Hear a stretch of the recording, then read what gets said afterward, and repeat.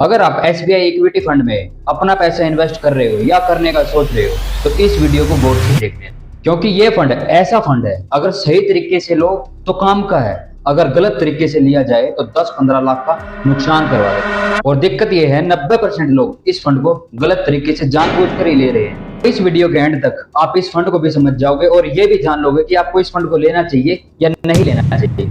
ये फंड उन लोगों के लिए है जो रिस्क से डरते भी हैं और रिटर्न भी चाहते हैं।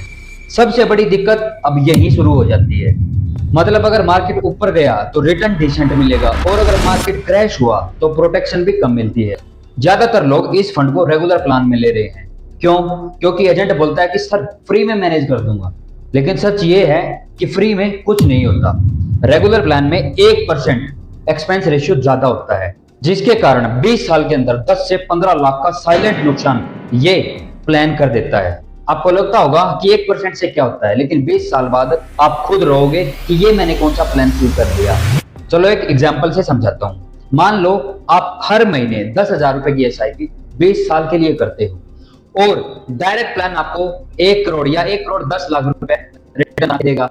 वहीं अगर आप रेगुलर प्लान लोगे तो आपको 90 लाख। दोस्तों फर्क सिर्फ प्लान का है, फंड बिल्कुल सेम है, सेम पोर्टफोलियो है, सेम तरीके से ही काम करता है।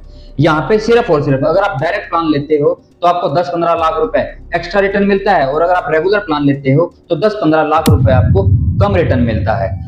इसलिए आप इतनी मेहनत करके अपने पैसे को हर महीने डिपॉजिट करोगे और फ्री में बैठे बैठे एजेंट 1% के हिसाब से पूरा कंपाउंडिंग का फायदा उठा लेगा बिना कुछ किए हुए।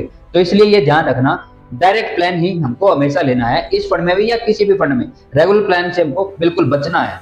फंड के पोर्टफोलियो में large cap stocks plus quality stocks देखने को मिलते हैं। देखें तो गवर्नमेंट सिक्योरिटीज और AAA बॉन्ड्स भी देखने को मिलते हैं। ये फंड मल्टी बैगर फंड तो नहीं है, बट डिसिप्लिन लोगों का एक स्टेबल फंड बिल्कुल आप इसको कह सकते हैं। इस फंड के टैक्स और रिस्क है 1 लाख तक का प्रॉफिट बिल्कुल टैक्स फ्री है। अगर आप 1 साल के बाद पैसा रिडीम करेंगे तो आपको लॉन्ग टर्म टैक्स देना पड़ेगा, यानी long term capital gain tax, जिसको LTCG भी बोला जाता है। रिस्क ये है, आप इसको FD समझने की गलती बिल्कुल मत करना। अगर 2020 की तरह मार्केट में क्रैश आया तो ये फंड भी अवश्य गिरेगा, यानी बिल्कुल गिरेगा। अब फाइनल डिसीजन लेते हैं कि किसको इस फंड में इन्वेस्ट करना चाहिए, किसको नहीं करना चाहिए। अगर आप बिगनर हो, 5 से 7 साल या 10 साल के लिए इन्वेस्ट करना चाहते हो डायरेक्ट प्लान के अंदर, तो आपके लिए ये फंड सुटेबल हो सकता है। और अगर आप 2-3 साल के लिए ही देख रहे हैं और हाई एक्सपेक्टेशन है आपकी कि रिटर्न बहुत ज्यादा मिल जाए, तो ये फंड आपके लिए बिल्कुल भी नहीं है मेरे दोस्त, क्योंकि आप मार्केट की वोलेटिलिटी को हैंडल नहीं कर पाओगे। मेरा फाइनल वर्डिक्ट है, एसबीआई इक्विटी हाइब्रिड फंड बुरा नहीं है, लेकिन गलत प्लान और गलत एक्सपेक्टेशन इसको बुरा बना देती है। अगर आपको लेना ही है तो आपको direct plan plus long term SIP सोच के ही इस फंड में पैसा इन्वेस्ट करना है, वरना इस फंड से दूर रहना ही सही रहेगा। और हाँ, अगर आप डायरेक्ट म्यूचुअल फंड सीखना चाहते हैं या एसआईपी प्लानिंग प्रॉपरली करना चाहते हैं तो डिस्क्रिप्शन में एक लिंक दिया है, उसको चेकआउट जरूर कर लेना।